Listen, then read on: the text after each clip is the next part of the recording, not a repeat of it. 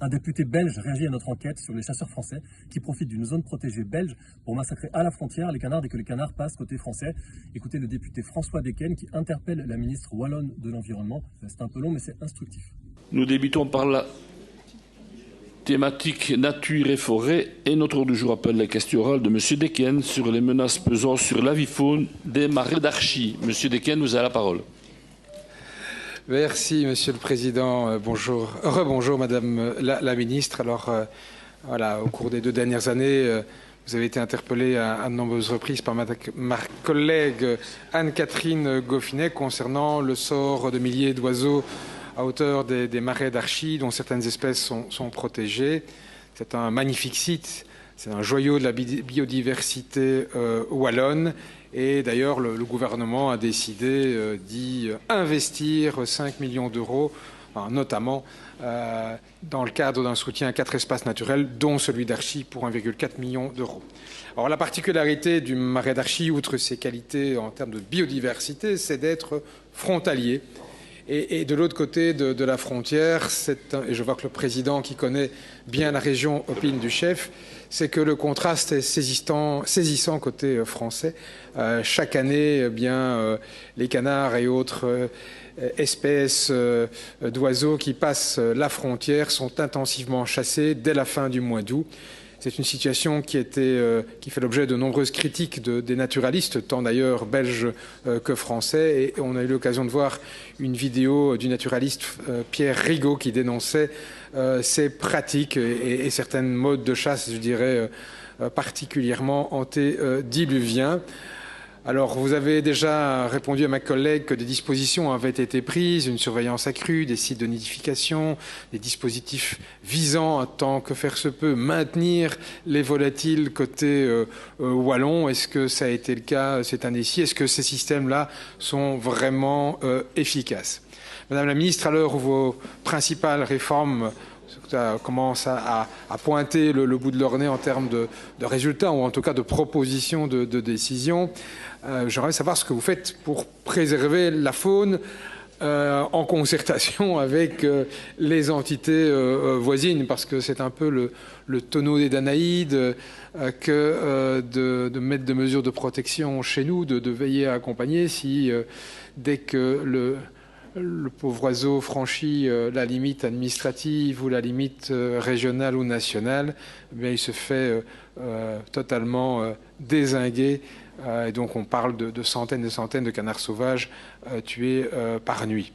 L'auteur de l'étude, M. Malengros, le dit, nous sommes un peu dans une situation un peu schizophrénique. On investit d'un côté considérablement sur le site d'Archy à l'échelle wallonne, à l'échelle de notre région et avec le soutien de la région wallonne, de l'Europe, pardon, excusez-moi. Et de l'autre côté, ben voilà, ces massacres XXL. Alors bien sûr, chacun est maître de ses dispositions légales, mais vous avez l'occasion de côtoyer les autorités françaises, que ce soit le préfet à l'échelle départementale ou encore vos collègues dans le cadre des instances européennes. Est-ce qu'il n'y a pas là matière à avoir davantage de cohérence puisqu'il s'agit d'un enjeu, me semble-t-il, de protection de biodiversité qui est repris aujourd'hui dans les objectifs européens. Comment peut-on faire pour s'assurer que les choses soient un peu plus correctes et bénéfiques pour notre biodiversité? Je vous remercie. Merci, Monsieur le député. La réponse de Madame la Ministre. Merci, Monsieur le Président. Merci, Monsieur le député, pour votre question. Tout d'abord, tout comme vous, je déplore évidemment la situation que vous décrivez. Il est en effet préoccupant de constater qu'une partie des populations d'oiseaux qui tirent profit des efforts de préservation que nous déployons au niveau de la région wallonne se voient menacées par des pratiques de chasse juste de l'autre côté de la frontière. Tout d'abord, et malheureusement, les discordances entre les politiques nationales de protection des espèces migratrices dépassent évidemment le site des marais d'Archy. Il est donc important, comme nous le faisons, de soutenir une politique ambitieuse au sein des instances internationales. Je pense par exemple à la Convention sur les espèces migratrices où les questions d'harmonisation des politiques des États sont abordées. Concernant les marais d'Archy, nous mettons en effet des moyens importants en œuvre pour préserver et valoriser ce site qui est vraiment important en matière de biodiversité. Ainsi, dans le cadre du projet 113 du plan de relance, un montant de 1 417 000 € a été attribué à la gestion des marais.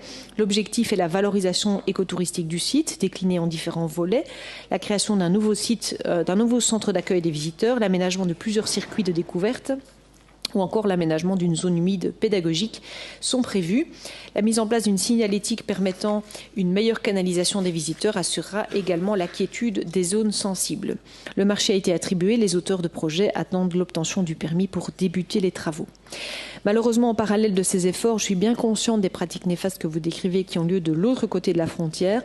Le département de la nature et des forêts y est également attentif, particulièrement en période d'ouverture de la chasse au gibier d'eau. Je regrette que ces pratiques qui ont lieu dans des propriétés privées soient admises par le cadre légal français. J'avais d'ailleurs écrit au préfet du Nord en ce sens en décembre 2021 déjà. Et au niveau administratif, le département de la nature et des forêts a pris des contacts avec son homologue français, l'Office national de la chasse et de la faune sauvage. L'objectif est d'envisager des mesures pour limiter les pratiques dénoncées, mais étant toujours sans réponse de la part du préfet français, je l'ai sollicité une nouvelle fois.